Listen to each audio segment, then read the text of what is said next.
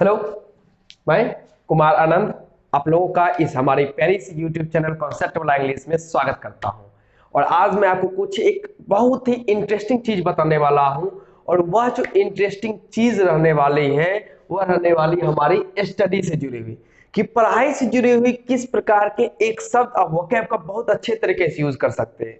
वह शब्द रहने वाला कुछ यूं तरीके से मान सकते हैं कि कभी कभी कुछ स्टूडेंट्स क्या होते हैं कि अपनी जो एकेडमिक लेवल की पढ़ाई होती है वो कभी कभी बीच में गैप कर देते हैं।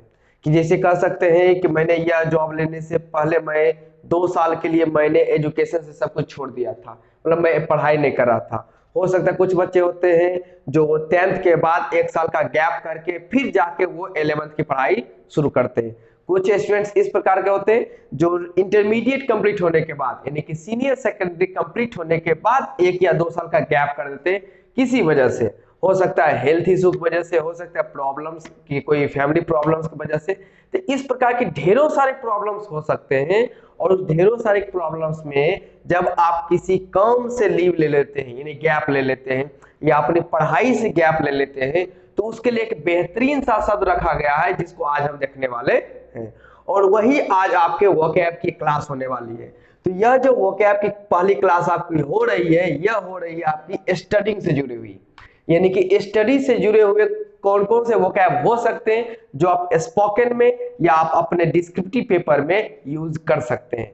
तो उसमें से आज का जो हमारा वोकैब है यह है टेक ए ईयर ऑफ।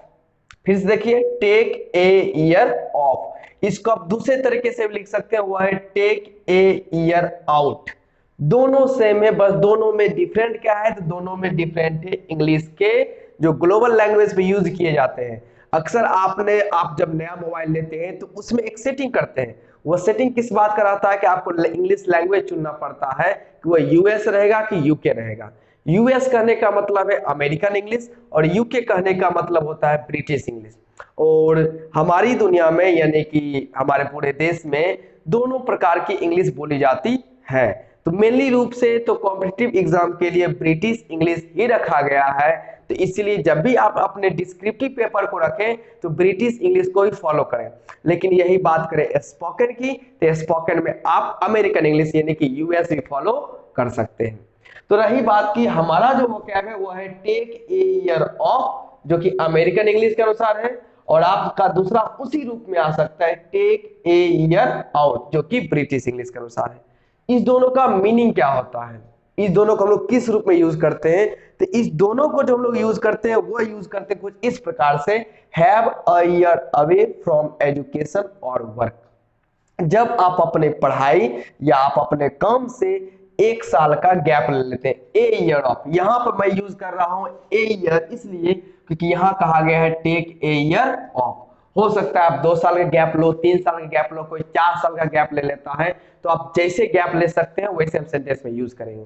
तो मेन रूप से आप इतना समझिए कि टेक ए ईयर ऑफ और टेक अ ईयर आउट का मतलब हुआ have a year away from education और वर्क। यानी कि जब आप अपने पढ़ाई या काम से कुछ दूर का कुछ दिनों के लिए या कुछ वर्षों के लिए आप जब गैप ले लेते हैं तो उसके लिए आप यूज करेंगे टेक ए ईयर ऑफ या टेक अ ईयर आउट। अब इसका सेंटेंस कैसे बनेगा तो वो मैं यहां पर आपको सिखाने वाला हूं। तो चलिए उस सेंटेंस फॉर्मेशन को देखते हैं। तो सबसे पहला हमारा बेहतर एग्जांपल ये हो सकता है कि मैं लिख दूं my daughter took a year, my daughter took a year. अब यहां पर चाहे तो आप ऑफ का यूज करें या आउट का यूज करें। यदि अमेरिकन इंग्लिश फॉलो करेंगे तो ऑफ का, और यदि ब्रिटिश इंग्लिश फॉलो करेंगे तो आप आउट का। तो मैं फिलहाल लिख रहा हूं अमेरिकन इंग्लिश में। तो my daughter took a year of, my daughter took a year off before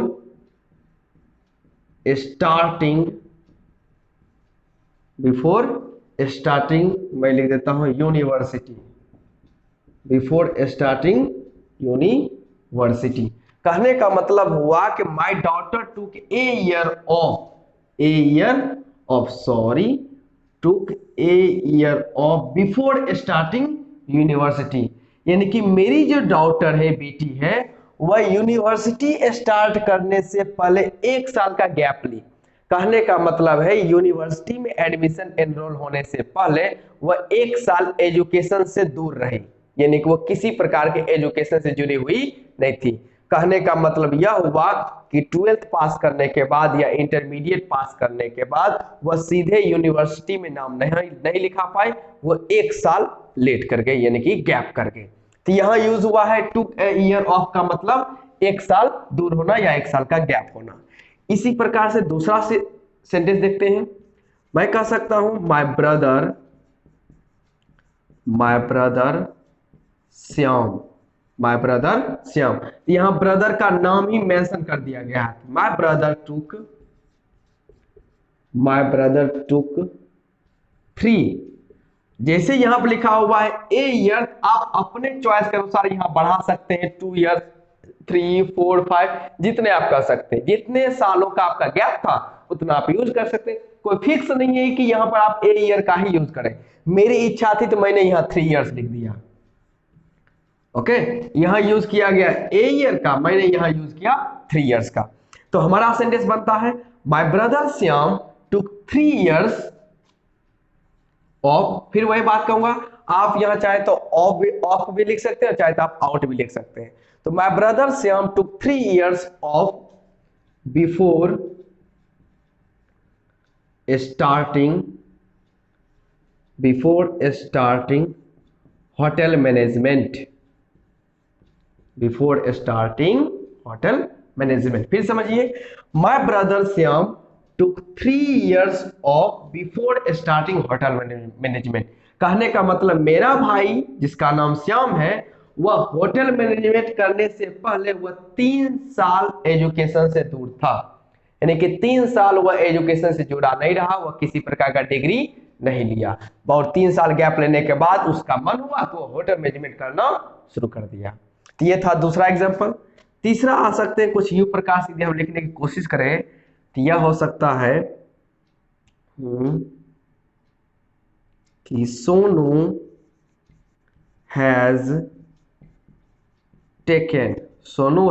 taken. अब इसमें मैं थोड़ा सा बदलाव करता हूं। जहां लिखा हुआ है ए ईयर, तो हो सकता है कोई 1 ईयर का गैप नहीं था, 1 सप्ताह का गैप हो सकता है, होने का तो कुछ भी हो सकता है। यहां पे लिखा हुआ है टेक ए ईयर ऑफ, हो सकता है मैंने 1 सप्ताह का गैप लिया, हो सकता है मैंने 1 महीने का गैप लिया, हो सकता है मैंने 3 महीने का गैप लिया। तो इसलिए उसको ये रट के मत रखिए कि वहां ए ईयर ही होता है। वहां आप अपने सिचुएशन के according a week, 2 weeks, 3 weeks, a month, 2 month, 3 month, जितना चाहे आप लिख सकते हैं। इसीलिए इस सेंटेंस के फॉर्मेशन को आपको बेहतरीन रूप से समझना पड़ेगा कि कैसे इसमें बदलाव किया जा सके। तो उसी बदलाव को ध्यान में रखते हुए मैं एक सेंटेंस लिख देता हूं कि Sonu has taken a week off, Sonu has taken a week off. और एक चीज ध्यान रखेगा, जैसे यहाँ टेक यूज किया गया है तो टेक जो है यह वर्ब है, ये क्या है, वर्ब है। तो मुझे यह बात बोलना था पास्ट में, इसलिए मैंने पहला और दूसरा सेंटेंस में टेक का पास्ट फॉर्म मैंने टुक इस्तेमाल किया है। और मुझे यहाँ बात बोलना है प्रेजेंट परफेक्ट, प्रेजेंट परफेक्ट में हैज के साथ आता है वर्ब का थर्ड फॉर्म, इसलिए मैंने यूज किया हैज टेकन। तो इस बात का ध्यान रखें, यदि यह वर्ब है आप सेंटेंस के अकॉर्डिंग आप इसे चेंज कर दीजिए। यदि यह टाइम है तो हो सकता है आप टाइम को भी चेंज कर सकते हैं। तो आपका 1 साल का गैप नहीं, 2 साल गैप था, 1 सप्ताह गैप था, किसी प्रकार का हो सकता है। तो अब यहां जाते हैं, Sonu has taken a week off from school, a week off from school because of accident,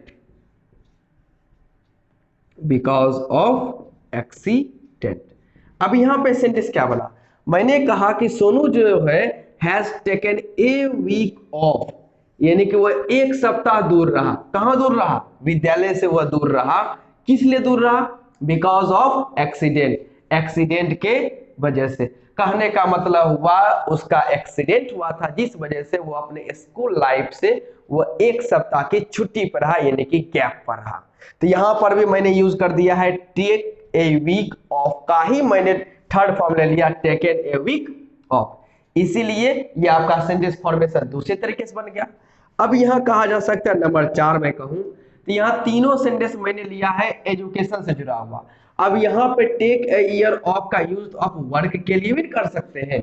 हो सकता है कोई ऑफिस के काम से ही गैप रहा किसी वजह से, तो वैसा भी सेंटेंस हमें देखना पड़ेगा बनाना। तो यदि हमें सेंटेंस का फॉर्मेशन सीखना है तो सारे हमें सीखने पड़ेंगे। तो आ जाते हैं। तो कहा यह गया द